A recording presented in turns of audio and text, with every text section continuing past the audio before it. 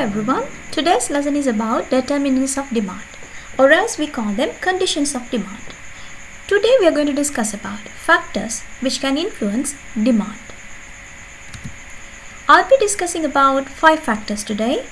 Number 1, income of consumers.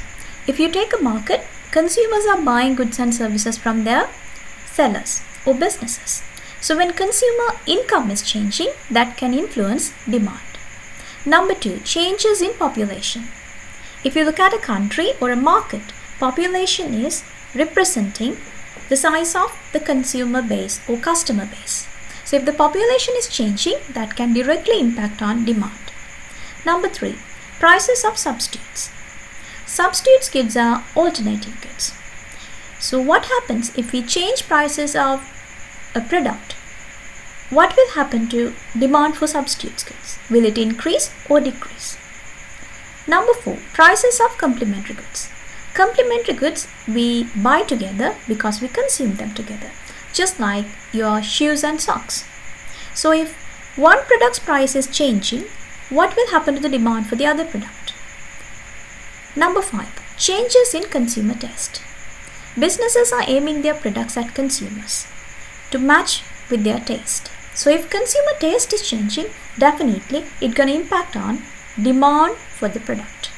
So these are the 5 areas I'll be discussing today under determinants or conditions of demand. In general, changes in demand is actually about the changes in factors influencing demand, like income, population, prices of substitutes, or prices of complementary goods. So any of these factors are changing. These factors can actually change demand for the product.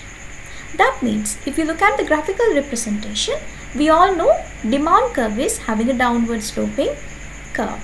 So if you look at the graph I'm sharing with you, the blue color D1 graph, if you take it as the original demand curve, due to the changes in determinants or conditions of demand, your demand curve will move either right or left, which means demand can increase or else demand can decrease.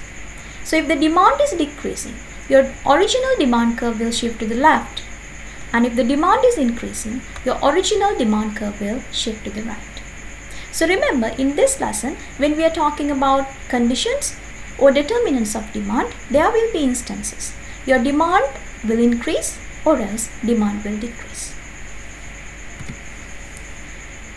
Let's take the first factor, demand, consumer income and normal goods. When you take consumer income, using consumer income, consumers are purchasing goods and services for their survival. But there are different types of goods they consume.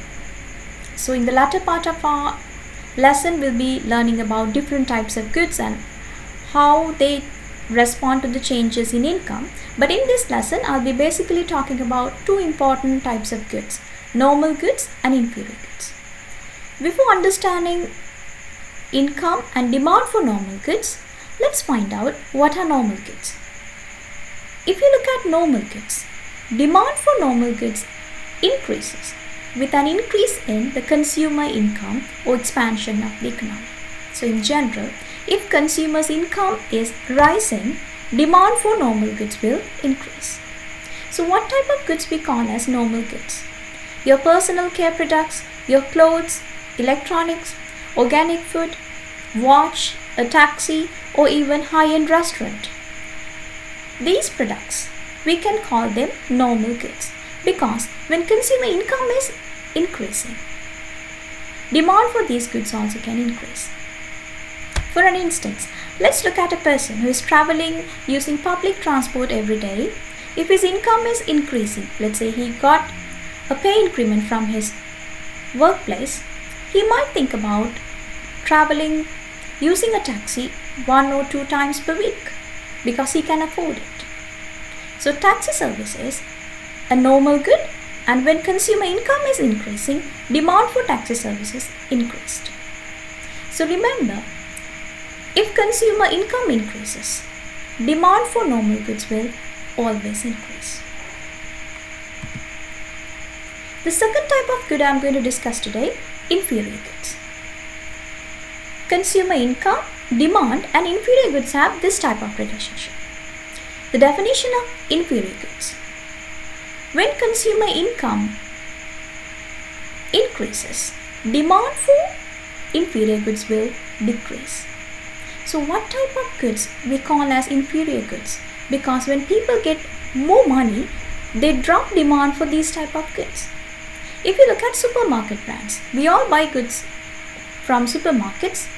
Supermarkets also have their own brands for like washing powder, even soap, and even some bread items. They have their own brands, and these brands are relatively cheaper to other brands available in the market. For an example, if you buy a supermarket juice bottle coming under supermarket brand name, it's usually cheaper than a well-known brand name juice bottle. So people tend to buy these brands because those are economical. That can help them to save their money. And economists even say public transport is inferior good, because when people get more income, they might think about using their own private transport instead of using public transport. So when the income increases, demand for public transport is declining. There are some personal care products coming from some brands which are economical. Demand for them might decrease, because when income is rising, people might think about using some expensive or branded personal care products. So if you look at consumer income and demand for inferior goods, the relationship is negative. When consumer income is rising, demand for inferior goods will decrease. So when consumer income is rising, normal goods will have higher demand, but when consumer income is rising, inferior goods will have lower demand. Next condition of demand, population. So we will look at population as changes in population. We all know businesses are selling their products to the population in the market. So population is our target customer base. If there is more population out there, that means we find more customers in the market. So let's say in a country, population is declining over time due to a natural reason. That indicates number of people whom we can sell our products decreasing over time. Size of our market is becoming smaller. So which means our demand is declining over time. When we take changes in population, we can consider even the changes in structure of the population. If you look at demographics, population studies, population can be classified into different groups, probably using gender or age. Let's say a very common measurement, gender. There is male population and female population. So if you are a business selling products aiming at female population, if country's female population is increasing over time, that is a good sign, because in future you can find more customers because female population is increasing. So if you take for an example, in some countries, elders population is increasing day by day because life expectancy has increased. So people live longer. When people are living a long period of time, or else they are having high life expectancy, they need elderly care. So if a country is having high elderly population, that indicates there is an opportunity for new businesses who are offering services for elders, probably elders' homes or healthcare products, or even food items targeted at elderly people. So changes in population. In general, if the population is rising, demand is likely to increase. If the population is decreasing, demand is likely to decrease. But if there are changes in the structure of the population, like population is changing according to different age groups or according to gender, demand for certain products also can change. If a country is having high infant population now. That indicates in upcoming years there will be high demand for preschools or daycare centers. So that is how population can impact on demand. Next, demand and prices of substitute goods. Let me explain you what is a substitute. If you take a product, there can be alternative goods that could be used for the same purpose. If you are thirsty, you can drink a bottle of Coke. But for the same purpose, you can use a bottle of Pepsi. So that is why we call Coke and Pepsi are substitutes. So remember, substitute goods are alternatives. Common examples for substitutes, tea and coffee. And nowadays, for cinema tickets, Netflix. Those days people used to go out and watch movies in cinemas. But now, for monthly subscription, you can watch all the movies from home using online streaming service like Netflix. And butter and margarine. Butter is an expensive choice, whereas margarine is low priced, substitute, and alternative. So, demand and price of substitute goods. Let me explain you this using Pepsi and Coke. Let's assume Pepsi and Coke having same prices, and all of a sudden Coke company increases prices. Just forget the fact you are very loyal to drinking a Coke every day, but it's just a carbonated drink you're referring. So if Coke prices are increasing day by day, you might think, why would I pay extra money to buy a bottle of Coke when I have an option, an alternative, to buy a bottle of Pepsi for the same price? So when price of a product increasing, naturally people look for cheaper substitutes. So the demand for substitutes will increase. So this is the relationship. If the price of a substitute product is increasing,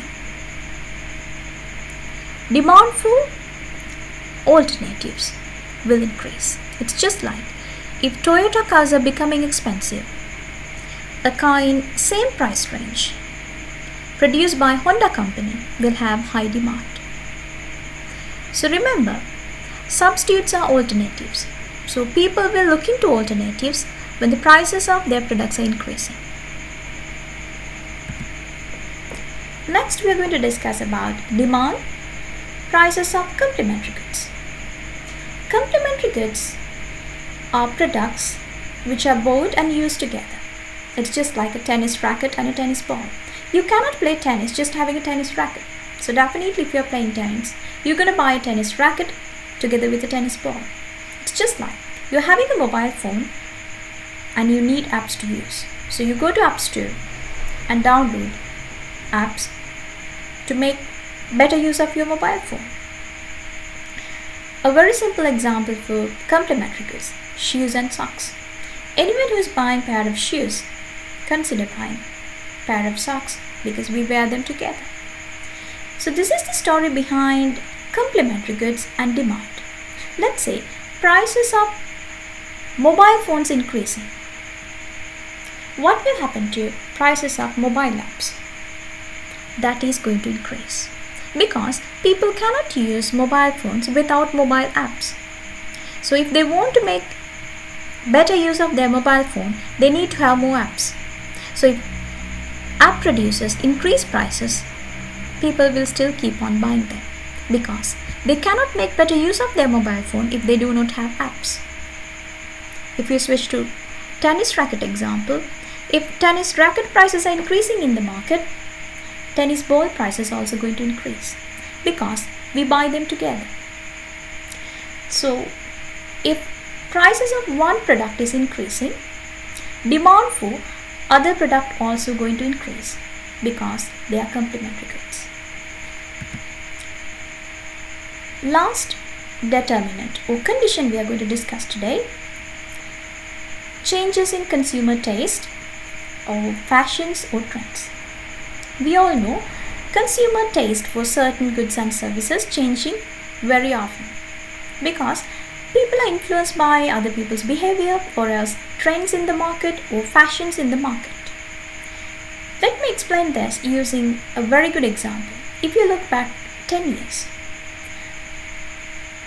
at all houses we had desktop computers. People used to work from home using a desktop computer. But after some time, people moved to laptops where it is portable and you can carry it to your office. You work from home, you work from anywhere, even from your coffee shop. But little later, tablets came to the market, which became more fashionable, handy and portable, and all the things which you could do with your laptop, still you can do with your tablet computer. So demand for tablets became really high. But now, these days, in your smartphone, all the apps, all the software you're using can do the same job you're doing in your laptop or desktop computer. Therefore, if you look at the market for this electronic devices over last 10-15 years, when demand for one product is increasing, that is because that product is becoming more fashionable, or else consumer taste is for that product. For an instance, when consumer taste switched from desktop to tablet computer or tablets, demand for tablets increased. And nowadays, consumer taste is for complex smartphones.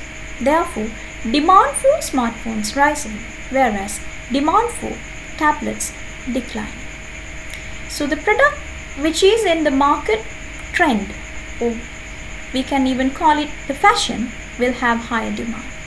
The products which are becoming out of fashion or out of market trend will have lower demand.